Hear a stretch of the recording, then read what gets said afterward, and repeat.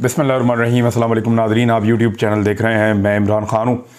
सबसे पहले तो एक अफसोसनाक वाक़या है जो तुर्की में हुआ है, इस्तांबुल में।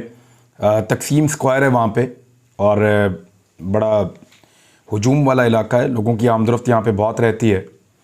और इस्तक़लाल स्ट्रीट है वहाँ करीब में ही, वहाँ पे एक धमाका हुआ और कुछ लोग क्लेम कर रहे थे शुरू में कि खुदकुश धमाका है, लेकिन अभी तक जब मैं ये वीडियो रिकॉर्ड कर रहा हूँ तो तुर्की की हुकूमत ने कुछ कंफर्म नहीं किया। लेकिन तैयब एर्दोगान, रजब तैयब एर्दोगान जो सदर हैं तुर्की के, उनका ये कहना है कि ये दहशतगर्दी की कार्रवाई बज़ाहिर लगती है, इसमें दहशतगर्दी की बू आ रही है।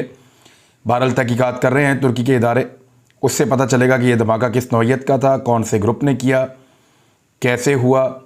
नुकसान का मैं आपको बता देता हूँ कि अब तक जो बड़ा ज़ोरदार धमाका था वहाँ पे ज़मीन पे गड़ा भी पड़ गया, और जो नुकसान अभी तक हुआ है जिसके बारे में पता चला है, 6 अफराद इस धमाके में जाँ बहक हुए हैं अब तक की इतला के मुताबिक, और 50 से ज़ायद लोग इसमें ज़ख्मी हुए हैं। यहाँ आसपास जो है वो सयाह भी बहुत बड़ी तादाद में मौजूद रहते हैं, और इसी एरिया में पहले भी माजी में धमाके हो चुके हैं, लेकिन उन धमाकों की ज़िम्मेदारी दाइश ने कबूल की थी। तो अभी तक किसी ग्रुप ने इसके बारे में ज़िम्मेदारी कबूल नहीं की। पाकिस्तान और दुनिया भर से लोग इस धमाके की मजम्मत कर रहे हैं। इस्तांबुल वो शहर है जहाँ पे बहुत बड़ी तादाद में लोग जाते हैं पूरी दुनिया से सियाहत के लिए, और जैसे बड़े बड़े शहर हैं जहाँ पे लोग ज़्यादा सियाहत के लिए जा रहे हैं, जैसे कि तुर्की लोग बहुत जाते हैं, यूरोप में बहुत जाते हैं, मालदीव में बहुत दुनिया जाती है एक सियाहत के लिए, श्रीलंका भी लोग जाते हैं, और स्विट्ज़रलैंड में बहुत दुनिया जाती है सियाहत के लिए। यूएई जो है वो सियाहों के लिए दुनिया की एक जन्नत बनता चला जा रहा है। ख़ास तौर पे सर्दियों में 6 माह में बहुत बड़ी तादाद में लोग, अभी नवंबर में शुरू हो गया, नवंबर, दिसंबर, जनवरी, फरवरी, मार्च, इवन अप्रैल तक बहुत बड़ी तादाद में लोग यूएई में जाते हैं, और उन्होंने ऐसा बंदोबस्त किया कि लोग वहाँ पहुँचते हैं। बज़ाहिर ये दहशतगर्द का वाक़या है, लेकिन इसकी तफसीलात सामने आ जाएंगी। इमरान खान साहब का जो लॉन्ग मार्च है उस पर कुछ शिकवा किया गया है, और ये शिकवा उनके अपनों ने भी कुछ ने किया है, कुछ पराए लोगों ने किया है, और कुछ ऐसे लोगों ने किया है जिनको इमरान खान साहब के लॉन्ग मार्च से कुछ उम्मीदें वाबस्ता थी, और उन्हें लगता था कि लॉन्ग मार्च इमरान खान करेंगे और इसमें से कुछ ना कुछ हमें मिल जाएगा। लेकिन अब शिकवा ये है कि लॉन्ग मार्च बहुत लंबा होता चला जा रहा है, लॉन्ग मार्च स्लो होता चला जा रहा है। अब जब तक लॉन्ग मार्च इमरान खान साहब का पहुँचेगा इस्लामाबाद में या रावलपिंडी में, तब तक तो बहुत कुछ हो चुका होगा पाकिस्तान में, बहुत सारे अहम फैसले कर दिए गए होंगे। ज़्यादा इम्कानात ये हैं कि जो हफ़्ता आज शुरू हो रहा है, इसी हफ्ते के अंदर जो एक बड़ा फ़ैसला है आर्मी चीफ़ की तैनाती का, वो भी कर दिया जाएगा, और इसके बारे में कोई ना कोई अनाउंसमेंट जो मौजूदा हुकूमत है वो कर चुकी होगी। तो इमरान खान साहब ने इसका जवाब बड़ा दिलचस्प दिया, और उन्होंने कहा कि मार्च आहिस्ता होने पर जो शिकवा कर रहे हैं, मुझ पर हमले के बाद मार्च तो आहिस्ता होना ही था। अब ये जवाब जो है वो सबके लिए है कि अगर मुझ पर हमला होगा तो लॉन्ग मार्च तो तेज़ नहीं चलेगा, उस तरह नहीं चलेगा जैसे आप सोच रहे हैं। इमरान खान साहब ने बड़ी इंपॉर्टेंट बातें की हैं। एक तो फाइनल था पाकिस्तान का, डिप्रेशन थी पाकिस्तान में, लेकिन बहुत बड़ी तादाद में लोग फाइनल के बाद निकले और उन्होंने ज्वाइन किया। फैसलाबाद वाली साइड पे भी लॉन्ग मार्च चल रहा है, खैबर पख्तूनख्वा में भी लॉन्ग मार्च चल रहा है, दूसरा जीटी रोड पे भी लॉन्ग मार्च चल रहा है, जनूबी पंजाब से काफ़िले निकलने वाले हैं। ये सारी जो लॉन्ग मार्चेज़ हैं ये इकट्ठी होकर पहुंच जाएंगी रावलपिंडी में, वहाँ पे इमरान खान साहब इनको ज्वाइन करेंगे। जो इतला आ रही है वो ये है कि इमरान खान साहब का मोमेंटम टूटने की बजाय मज़ीद बढ़ गया है, और ज़्यादा बड़ी तादाद में ऐसा महसूस हो रहा है कि पाकिस्तान की तारीख़ का सबसे बड़ा सियासी इकट्ठ रावलपिंडी में होने वाला है, और रावलपिंडी से ये इकट्ठ इस्लामाबाद में दाखिल होने वाला है। अब इमरान खान साहब ने इसमें कहा कि मेरिट पे जिन लोगों ने कभी ज़िंदगी में कोई काम नहीं किया वो लोग आर्मी चीफ का फ़ैसला कर रहे हैं। जो ख़ास इमरान खान साहब की बात थी वो ये थी कि शरीफ ख़ानदान जो है ये फ़ैसला इस बुनियाद पे कभी नहीं करते कि मेरिट पे इन्होंने किसी को लेकर आना है। तो अब आर्मी चीफ की तैनाती का फ़ैसला ये मेरिट पर नहीं करेंगे, उनको ये लगता है। उन्होंने कहा इनका हर फैसला चोरी करने और चोरी का पैसा बचाने के लिए होता है। और इमरान खान साहब ने यह भी कहा कि इनके लिए सबसे बड़ा अजाब यह है कि इनका नाम ECL में डाल दिया जाए, यानी इनको पाकिस्तान से बाहर जाने से रोक दिया जाए, तो इनके ऊपर एक अजाब मुसल्लत हो जाता है शरीफ ख़ानदान के ऊपर, या जो रवायती पॉलिटिकल पार्टीज़ हैं उनके लोगों के ऊपर, एक मुसीबत बन जाती है कि हमारा नाम ईसीएल में क्यों डाला गया है। देखिए ना, अभी भी तो सारे लंदन में बैठे हुए हैं और बरतानिया में बैठकर फैसले किए जा रहे हैं पाकिस्तान के आर्मी चीफ की तैनाती के हवाले से। और ये मैं नहीं कह रहा, ये पीएमएलएन के लोग कह रहे हैं कि ये वो फैसला किया जा रहा है, वो वहां पे मियां नवाज शरीफ कर रहे हैं कि आर्मी चीफ पाकिस्तान का कौन होगा, और वो बताएंगे शहबाज शरीफ को कि किसको आर्मी चीफ होना चाहिए। यही है सबसे बड़ा मसला। अब ऐसा तो नहीं होगा कि दो भाई मिल बैठेंगे लंदन में और जो उनके दिल में आएगा वो कर देंगे, तो ऐसा नहीं हो सकता। ऐसा ना पहले कभी होने दिया गया है, माजी में अगर कभी ये कर भी पाए हैं तो अब नहीं कर पाएंगे, और ऐसा हो नहीं सकता। इसलिए शटअप कॉल दी गई, शहबाज शरीफ साहब वापस गए, दोबारा मुलाकातें की, दोबारा मीटिंग्स की और फिर वापस पाकिस्तान के लिए। लेकिन मामला यह है कि आर्मी चीफ होगा कौन, इससे बड़ा मसला इन्होंने ये पैदा कर दिया है कि मुतनाज़े कर दिया है तमाम ऑफिसर्स को।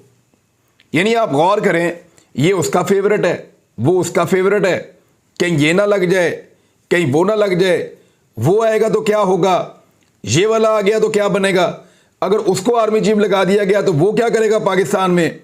अब इस तरह की चीज़ें जो हैं वो पाकिस्तान के अंदर पब्लिक डिस्कशन में आ गई हैं इस इंपोर्टेड हुकूमत की नाअहली की वजह से।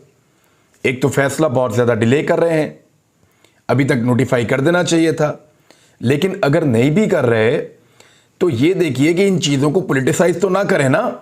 ये तो एक वज़ीर आज़म का इख्तियार है कि उनको जनाब एक समरी भिजवाई जाएगी और उनको नाम दिए जाएंगे, उनमें से एक नाम वो वापस दे देंगे, ठीक है जी आर्मी चीफ है।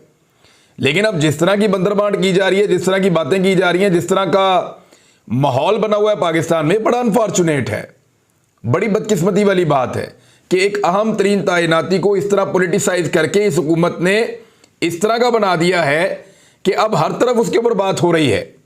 और एक अजीब बात यह है कि जितने भी ऑफिसर्स हैं जो मुमकिन तौर पे आर्मी चीफ बन सकते हैं, ज़्यादातर को मुतनाज़े कर दिया है इन्हीं पॉलिटिकल लोगों ने, कभी किसी का नाम कभी किसी का नाम। और एक अजीब बात मैं आपको बताता हूं कि साबिर शाकिर भाई ने इस बात को उठाया और मेरे ख्याल में मैं उनकी इस बात से इत्तफाक करता हूं। मैं उनके अल्फाज में भी अगर आपको कहूं तो साबिर शाकिर साहब ये कह रहे हैं कि ISPR की ये जिम्मेदारी है कि वो बतौर इदारा फौज को प्रोटेक्ट करे, लेकिन वो फर्द वाहिद के मामलात को देख रहे हैं। किसी के बारे में भी कुछ भी कहा जाए, बल्कि उनके 4-5 उन्होंने जनरल्स के नाम लिए कि उनके खिलाफ बाकायदा मुहिम्मात चलाई गई। जनरल आसिफ गफूर हो गए, जनरल फैज़ हमीद हो गए, जनरल आसिम हो गए, इसके अलावा दीगर जनरल्स हैं, जनरल आमिर हो गए, इन लोगों के खिलाफ बाकायदा मुहिम्मात चलाई गई हैं, इनको टैग किया गया, इसके बावजूद टारगेट किया गया, इसके बावजूद ISPR ने जो है वो कोई रद्द-ए-अमल नहीं दिया, इसके ऊपर किसी किस्म का रद्द-ए-अमल नहीं हुआ। लेकिन जनरल फैज़ को ऐसा लगता है कोई कुछ भी कहे, क्या वो पाकिस्तान की आर्मी का हिस्सा नहीं है? क्या जनरल आसिफ गफूर साहब को कोई कुछ भी कहे, क्या वो पाकिस्तान की आर्मी का हिस्सा नहीं है? तो ये पूरे इदारे को अगर प्रोटेक्ट करना है तो करना है इस इदारे ने, और ये पाकिस्तान की अफवाज के लिए इदारा है, फ़र्द वाहिद के लिए नहीं है। ये बात जो है वो इस तरीके से बयान की है साबिर शाकिर साहब ने, और मैं उनसी इस बात से इत्तफाक करता हूँ और मुझे वाकई असर किया इस बात ने। और मैंने जब उनकी बात को सुना तो मैंने महसूस किया कि बात ठीक है, बात गलत नहीं है। अब आ जाए एक और चीज़ के ऊपर कि इमरान खान साहब ने चैलेंज किया कि मेरा नाम डालो ECL पे। मेरा नाम ECL पे क्यों नहीं डालते? डालो मेरा नाम ECL पे, मैं तो पाकिस्तान से बाहर जाना ही नहीं चाहता, मैं तो इस मुल्क में रहना चाहता हूँ। आपने देखा इमरान खान साहब 2 मरतबा बड़े शदीद ज़ख्मी हुए हैं। एक मरतबा वो अपने स्टेज से गिरे और बहुत ज़बरदस्त उनको चोटें लगी, लेकिन वो अपने इलाज के लिए पाकिस्तान से बाहर नहीं गए। बहुत सारे लोगों ने कहा, बहुत सारे डॉक्टर्स ने मशवरा दिया कि इनको जनाब पाकिस्तान से बाहर ले जाएं, जदीद तरीन इलाज करवाएं, लेकिन वो पाकिस्तान से बाहर अपने इलाज के लिए नहीं गए। इस मरतबा उनको गोलियां लगीं। इस मरतबा भी वो अपने इलाज के लिए बाहर जा सकते थे, लेकिन इमरान खान साहब अपने इलाज के लिए फिर पाकिस्तान से बाहर नहीं गए और पाकिस्तान में ही वो अपना इलाज करवा रहे हैं। अब पाकिस्तान तहरीक इंसाफ ने एक फ़ैसला किया है, यहाँ पे एक ट्वीट के अंदर भी पाकिस्तान तहरीक इंसाफ का जो ऑफिशियल ट्विटर है उसके ऊपर भी उन दोनों चीज़ों के ऊपर उन्होंने बताया है। उन्होंने कहा जी कल के लिए, ये आज के लिए यानी ये एजेंडा है, और जो लॉन्ग मार्च है वो चलता रहेगा, जो आईनी लॉन्ग मार्च है, कॉन्स्टिट्यूशनल लॉन्ग मार्च उसको वो कह रहे हैं, वो चलता रहेगा। लेकिन सुप्रीम कोर्ट की जो रजिस्ट्री है लाहौर में, जो पेशावर में, जो कराची में और जो इस्लामाबाद में, वहां पाकिस्तान तहरीक इंसाफ के MNA, सेनेटर्स और MPAs वो इकट्ठे होंगे और जाएंगे और जमा करवाएंगे पटिशंस।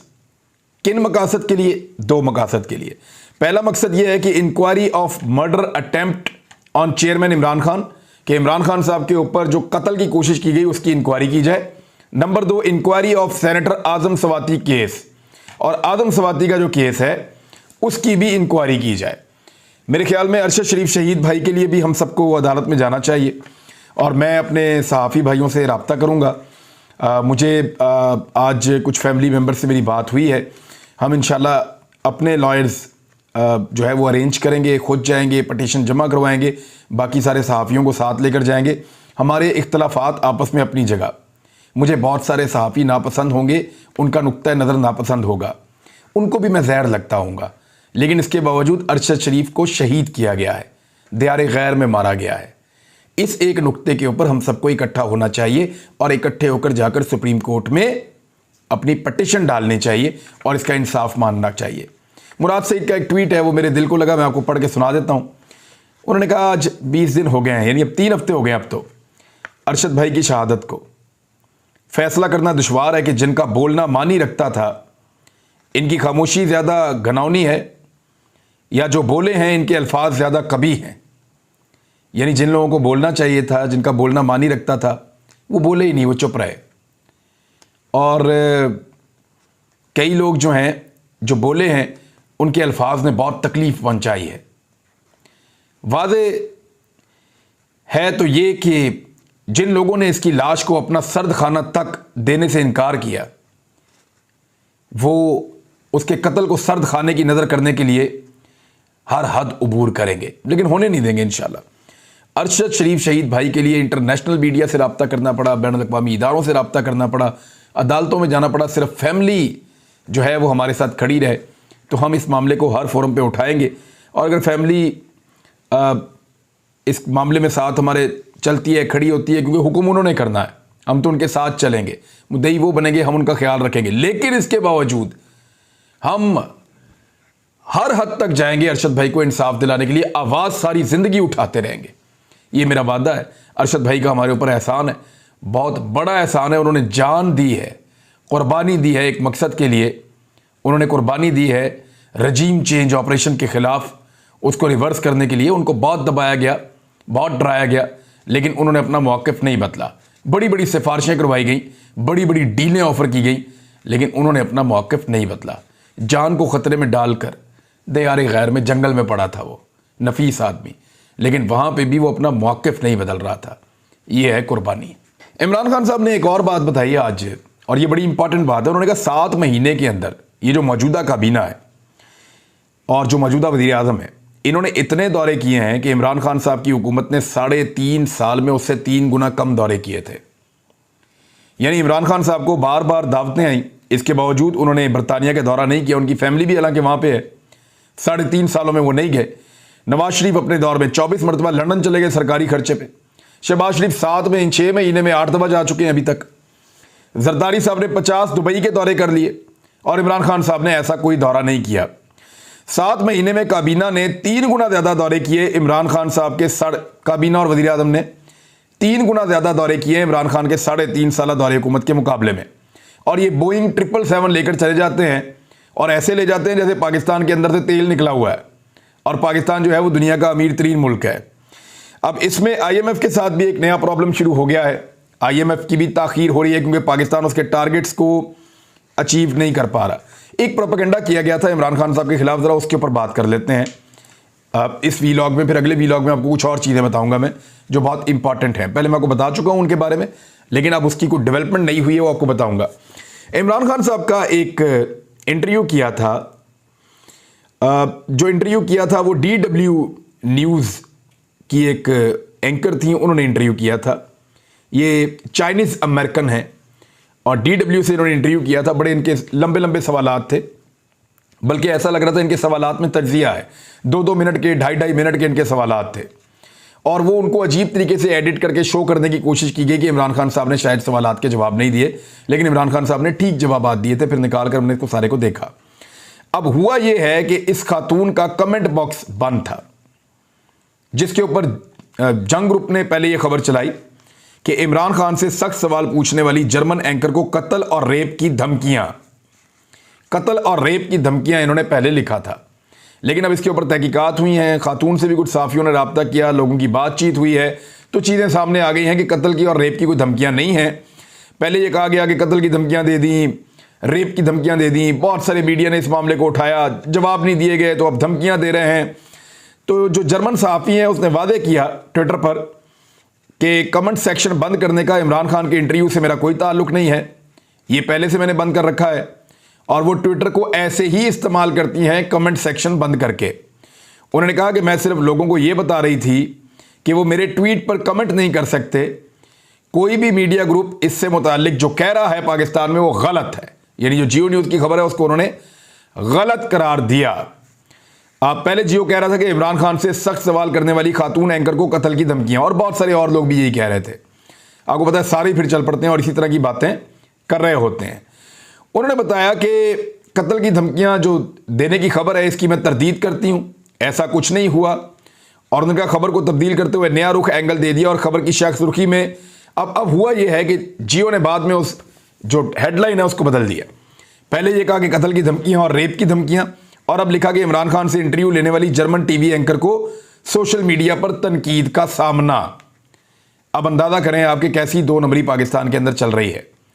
और जर्मन सहाफ़ी ने साफ कहा है कि जी ऐसी कोई बात नहीं है और इस इंटरव्यू के साथ ऐसी कोई चीज़ जुड़ी नहीं है, मैं अपने ट्विटर को ऐसे ही इस्तेमाल करती हूं।